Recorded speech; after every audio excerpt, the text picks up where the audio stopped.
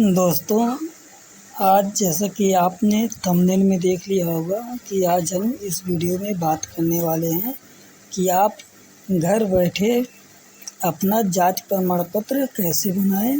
आप घर बैठे बस कुछ ही प्रोसेस करके आप अपना जाति प्रमाण पत्र आसानी से बना सकते हैं। तो चलिए हम आपको जाति प्रमाण पत्र बनाना बताते हैं कि कैसे अपना जाति प्रमाण पत्र बनाएं। तो सबसे पहले आपको अपने मोबाइल में एक गूगल क्रोम ओपन कर लेना है और यहाँ पर जाकर आपको सर्च करना है ई-डिस्ट्रिक्ट, जिसका लिंक नीचे डिस्क्रिप्शन बॉक्स में। सर्च करने के बाद आपको कुछ इस तरह का पेज दिखाई देगा। यहाँ से आपको लॉगिन वाले बटन पर क्लिक करके सिटीजन लॉगिन ई साथी बटन पर क्लिक करना होगा।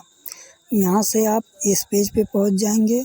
इस नए पेज पर आपको अपना यूजर आईडी और पासवर्ड डाल के कैप्चा कोड डालकर उसके बाद सबमिट बटन पर क्लिक करना होगा। अगर आपके पास यूजर आईडी और पासवर्ड नहीं है तो आप हमारे पिछले वीडियो में जाकर उसको देख सकते हैं।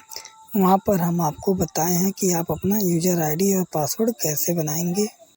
यहाँ पर आपको हिंदी और इंग्लिश में जाति प्रमाण पत्र बनाने का ऑप्शन दिया हुआ है। हम हिंदी वाले पर क्लिक करके आगे बढ़ेंगे। आगे बढ़ने के बाद हम यहाँ पे अपना आधार कार्ड नंबर डालेंगे। आधार कार्ड नंबर डालकर नीचे दिया गया कोड डालेंगे। इस कोड को डालने के बाद हम इस बॉक्स वाले बटन पर क्लिक करेंगे। बॉक्स वाले बटन को क्लिक करने के बाद हम सबमिट वाले बटन पर क्लिक करेंगे। जैसे ही सबमिट बटन पर हम क्लिक करेंगे तो हमारे आधार कार्ड से जुड़ा हुआ मोबाइल नंबर पर ओटीपी जाएगा। हम उस 6 अंक वाले ओटीपी को इस बॉक्स में फिल करेंगे। ओटीपी को फिल करके हम सबमिट बटन पर क्लिक करेंगे। उसके बाद यहाँ पर आपका आवेदक का नाम हिंदी और इंग्लिश में आ जाएगा। नीचे हम आवेदक के पिता का नाम डालेंगे। उसके नीचे हम आवेदक की माता का नाम डालेंगे। आवेदक का माता और पिता का नाम डालने के बाद आवेदक का हम मकान नंबर डालेंगे। उसका मोहल्ला डालेंगे कि वो किस मोहल्ले का रहने वाला है। जनपद आपका सेलेक्ट हुआ है। जब आप अपना आईडी बनाए थे तो वहाँ पे आप अपना जनपद पहले से ही सेलेक्ट कर लिए होते हैं। उसके बाद हम आवेदक का तहसील चुनेंगे कि आवेदक किस तहसील का रहने वाला है। उसके बाद हम आवेदक का ग्राम सेलेक्ट करेंगे। ग्राम सेलेक्ट करने के बाद हम आवेदक का मोबाइल नंबर डालेंगे। मोबाइल नंबर डालने के बाद अस्थायी पता सेव होने के कारण हम यहाँ पे उपरोक्त बॉक्स वाले बटन पे क्लिक करेंगे तो हमारा एड्रेस सेव हो जाएगा। उसके बाद हम अपना यहाँ कैटेगरी सेलेक्ट करेंगे कि हम किस कैटेगरी के रहने वाले हैं। उसके आगे हम अपना कास्ट सेलेक्ट करेंगे और उसके नीचे हम प्रमाण पत्र बनवाने का कारण बताएंगे कि हमें प्रमाण पत्र क्यों ज़रूरत है। तो यहाँ पे हम नीचे लिख देंगे जाति प्रमाण हेतु।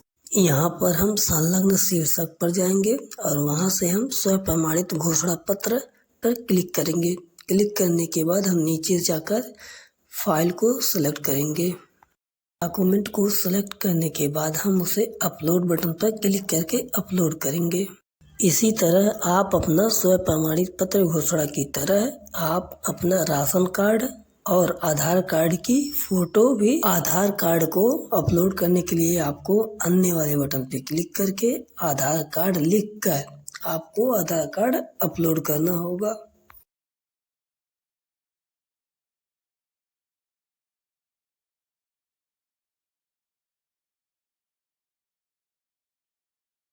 आधार कार्ड को अपलोड करने के बाद हम यहाँ पर राशन कार्ड को अपलोड करेंगे, किंतु हमारे पास राशन कार्ड ना होने की वजह से हम यहाँ पर राशन कार्ड की जगह परिवार नगर रजिस्टर का हम उपयोग कर रहे हैं।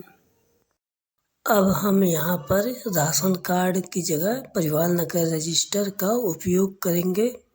उसके बाद हम परिवार नगर रजिस्टर को अपलोड करेंगे। परिवार नकल रजिस्टर को अपलोड करने के बाद हम सभी डिटेल्स को एक बार पुनः जांच कर लेंगे। उसके बाद हम दर्ज करे बटन को क्लिक करके सबमिट कर देंगे। सबमिट करने के बाद सभी जानकारियां यहाँ पर आपको दिखाई देगी। यहाँ से आप सेवा शुल्क भुगतान करने के लिए यहाँ पे क्लिक करेंगे। सेवा शुल्क भुगतान करने के लिए आप सबमिट बटन पर क्लिक करके उसके बाद आप प्रोसीड विथ पेमेंट पे जाएंगे। उसके आगे आपको पेमेंट का ऑप्शन दिखाई देगा। यहाँ से आप यूपीआई या यूपीआई क्यूआर कोड के माध्यम से पेमेंट कर सकते हैं। यहाँ पर हम यूपीआई के माध्यम से पेमेंट करते हैं तो हम बार कोड को स्कैन करके उसके बाद हम पेमेंट करेंगे। यहाँ पर क्यूआर कोड का टाइम चलता है, हमें इस टाइम के अंदर ही पेमेंट को कर देना है। पेमेंट करने के बाद हमें इस बात को ध्यान रखना होता है कि हम इस पेज को रिफ्रेश नहीं करेंगे, ऑटोमेटिक हमारा पेमेंट यहाँ पर हो जाएगा। उसके बाद हम पुनः उसी वेबसाइट पर वापस आएंगे जहाँ पर हम अपनी यूजर आईडी को लॉगिन किए थे। यहाँ से हम पुनः लॉगिन करने के बाद हम कुल लंबित आवेदन पर जाएंगे। यहाँ पर देखेंगे कि हमारा जात प्रमाण पत्र जो हम अप्लाई किए थे वो यहाँ पे मौजूद है। यहाँ पर हम जात प्रमाण पत्र के आवेदन नंबर पर क्लिक करेंगे, उसको पुनः आगे बढ़ के सबमिट करेंगे। सबमिट करने के बाद हम उसे सुरक्षित करें बटन पर क्लिक करके सुरक्षित करने के बाद अगर आप चाहते हैं तो आप अपनी शुल्क फीस को यहाँ से प्रिंट कर सकते हैं, नहीं तो आप इसे क्लोज कर सकते हैं। उसके बाद हम इस पेज को रिफ्रेश करेंगे तो हमारा देखेंगे कि हमारा जात प्रमाण पत्र अप्लाइड हो गया है और यहाँ से कॉन्करेंट ऑफिसर को भेज दिया गया है।